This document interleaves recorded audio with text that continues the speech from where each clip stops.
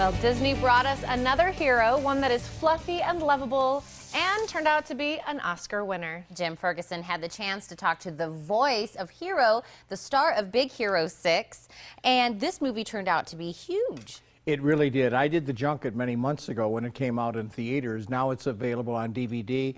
Walt Disney never, I think, anticipated it winning the Oscar for Best Animated Film. But now it's available on DVD, and I loved it. I just loved it. Do you remember I don't know if you were here or not, but we did my interview with Baymax. Yes. The big inflated robot, you know, which was a lot of fun. But today we have the young man, Ryan Potter, who's the voice of Hiro. And we did this interview in the middle of the Disney lot, up on a stage and all these young people around, you know. It was a lot of fun. Ryan was born in Portland. His family moved to Tokyo when he was very young, and he came back to the States for high school. And you wouldn't recognize him because he's in all those Ninja Turtle movies or the Ninja Super, you know, all those things, and he's always in costume. But he's a very likable young man, and his voice talents were terrific in this movie. Ryan Potter as Hiro. This is Tadashi, my older brother. 33rd test. Wait. This is the 84th test. Hello, I am Baymax. It works! Oh, this is amazing! He wanted to help a lot of people. It's a pleasure to watch your voice talents in Big Hero 6. Thank you. It just did a great job. Thank you very much. I mean, it becomes very full circle. You know, I grew up in Tokyo. I went to San Francisco in the holiday time to see my family, and this film is San Francisco. You know, and it's this world that I get to be a part of, and it's full circle. Set in San Francisco, yeah. A mesh of San Francisco and Tokyo. Yeah, it's you know, they had to revamp the animation software to be able to create this city, and the way it looks when you watch the film is beautiful. You really get a scale of how large this this thing that they built it really is, and at nighttime it's just gorgeous, and during the day and the sunset and every minute of the day when you see San Francisco, it is gorgeous. And it opens, of course, with your character Hiro. He's doing some bot fighting. He's doing some shady business is the best way to describe it. You know, bot fighting is not illegal. Betting on bot fighting is illegal. And yeah, you know, he's a genius. He is one of the smartest kids that's been on in an animated film. And when we open the film, he's not putting, I guess, his intellect to good use. And with the help of his brother and Baymax and the rest of the cast, he's able to get back on the right path, you know, of building things to help the community or to go to school or whatever it is. And you're talking about Hiro's friend behind us here, Baymax. Is this a boy and a robot? You know, it is.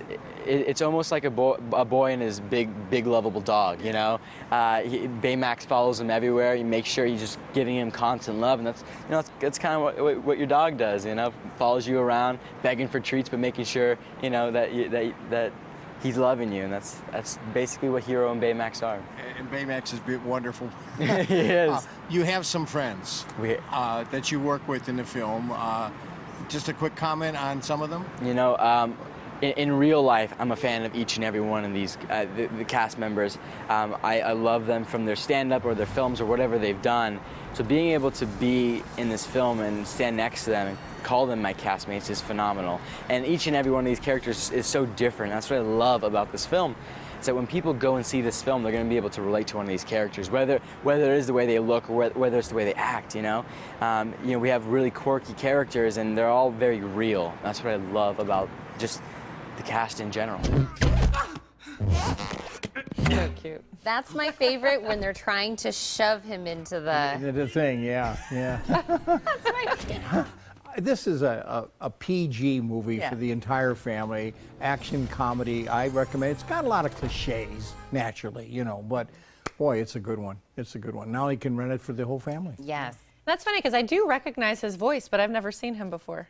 So yeah, he's all voice actor. Ninja stuff. Yeah. You know, he's been in all those things, but very young. We're going to see him, I think, a lot. Ryan Potter, remember that name. Friday, a wonderful movie called Little Boy. It doesn't open till the 24th, but I have the little boy, who's played by Jacob Savesti, and Michael Rappaport, who plays his father. It's set in World War II on the West Coast. Wow, I love this movie, and we'll have both of those stars on. The little kid's in every scene. He's so good. He's so Wow. good. That's this Friday. So is that another person to keep your eye on? The little kid? Yeah. If they gave an Oscar for Best Young Actor, hands down. Wow. Really? How old is he?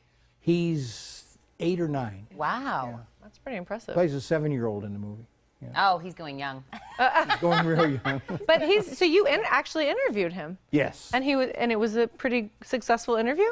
Yes. In fact, I asked him about faith, and he gave me a great soundbite about the priest he worked with, played by Tom Wilkinson. Got a great cast, too. Wow.